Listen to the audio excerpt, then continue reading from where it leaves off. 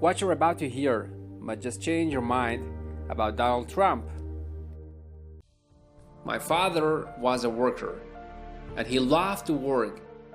He'd work on Saturday and he'd work on Sundays. He just liked it. He'd go to church, but after church, he'd go and work. He just loved it. And I think more than anything else, not because of what he taught me.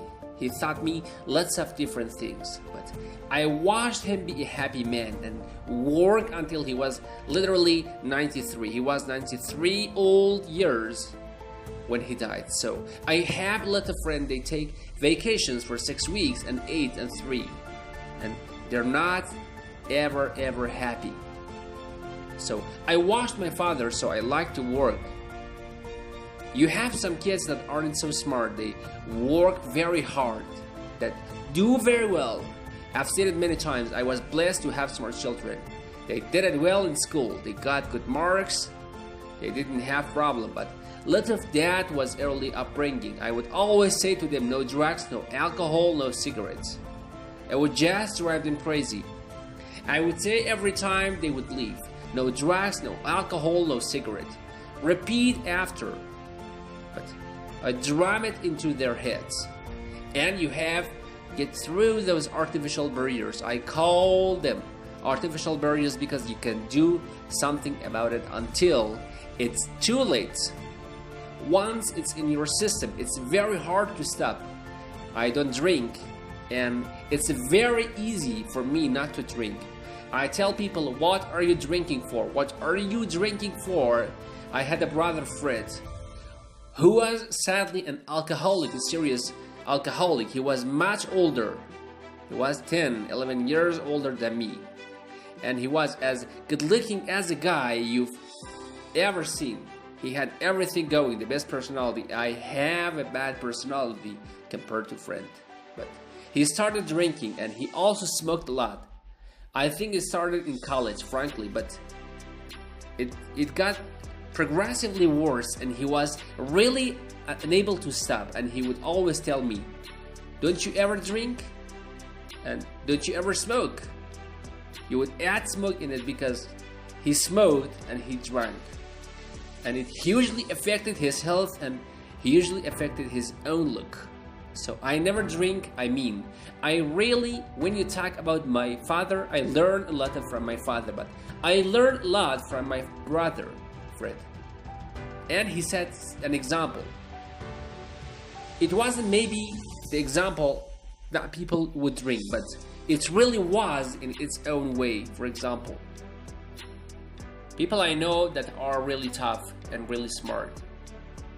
Right now, that's what we need. We need toughness. We need this. We need the brain power. We need toughness. That's a tremendously powerful weapon. If they know how to use it, they really do have a tremendously powerful weapon. But they do not use it, and they do not use it properly. They're terrible negotiator. I think right now what people want is that they want competence. They're tired of the other things. That's very important to people now. We must always remember that we share one home and one glorious destiny. Whether we are brown, black, or white, and we are all made by the same Almighty God. I say it's time for us to come together as one united people. As long as you have pride in your beliefs, courage in your convictions, and faith in your God, then you will not fail. You're gonna go out. You're gonna do whatever you're gonna do. Some are gonna make a lot of money. Some are gonna be even happier doing other things. No dream is too big. No challenge is too great. Nothing we want for our future is beyond our reach. You will build a future where you have the courage to chase your dreams, no matter what the cynics and the doubters have to say. You will have the confidence to speak and hope in your heart and to express the love that stirs your soul. No one is ever going to stop you from practicing your faith and from preaching what's in your heart. In your heart are inscribed the values of service, sacrifice, and devotion.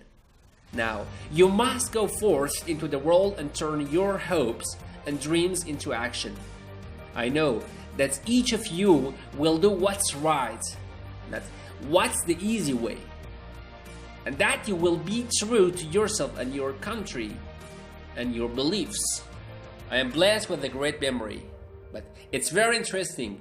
When I speak in front of a large crowd, if you're reading a speech, it's much easier, but you don't get the reaction if you're reading or if you have teleprompters. If you have a teleprompters or any way reading a speech or even looking down all the time at the notes, you're not gonna get the reaction from the crowd. So I go out and I really, it's a riskier proposition, because when you read, you're not gonna make any mistake. Now I know what I'm going to say, but it's riskier things, but it's a much better when you get it right. It's the things of beauty. If I give you one message to hold in your heart today, it's this: never ever give up. There will be times in your life and you will want to quit. You will want to go home. I've seen so many brilliant people. They gave up in life. They were totally brilliant.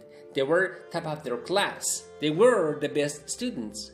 I've seen others who really didn't have the talent or that ability. And they're among the most successful people today in the world because they never quit and they never gave up. So just remember that. Never stop fighting a dream big and bold and daring. We have to do that. Carry yourself with dignity and pride. Demand the best from yourself. Be totally unafraid to challenge entrenched interests and failed power structures. And always have the courage to be yourself. Most importantly, you have to do what you love. You have to do what you love. I've seen so many people, they're forced through lots of reasons to go down a path that needs them to something that they do not love, they do not enjoy. You have to do what you love. You must likely won't be very successful. You do what you do. I mean, it's what it is. You've learned and you're an intelligent person. You have to understand that about yourself. Otherwise, you're not gonna be very good up there. When your story goes from here, it'll be defined by your vision, your perseverance, and your grit. Just think for a moment of how blessed you are to be surrounded by people who you love and care about so much. Then ask yourself, with all those blessings and all of the blessings that you've been given, what imprint will you leave in the sands of history? Following your convictions means you must be willing to face criticism from those who lack of the same courage to do what's right. A small group of failed voices who think they know everything and understand everyone want to tell everybody else how to live and what to do and how to think, but you aren't gonna let other people tell you what you believe. But the fact is, no one has ever achieved anything significant without a chorus of critics standing on the sideline explaining what it can be done. Nothing is easier or more pathetic than being a critic, but the future belongs to the dreamers, not to the critics. The future belongs to the people who follow their hearts no matter what the critic says, because they truly believe in their vision. Being an outsider is fine. Embrace the label, because it's the outsider who changed the world and who makes a real and lasting difference. The more that broken system tells you that you're wrong, the more certain you should be that you must keep pushing ahead. It is called a road less traveled. I know that each of you will be a warrior for the truth. Each of you should take immense pride in what you have achieved. The story of America is the story of adventure that begins with the deep faith, big dreams, and humble beginnings. Did we take risks? Did we dare to defy expectations? Did we challenge accepted wisdom and take on established system, or did we just go along with conviction, swim downstream so easily with the current, or just give in because it was the easy way, it was the tradition way, or it was the accepted way? The more people tell you it's not possible, that it can be done, the more you should be absolutely determined to prove them wrong.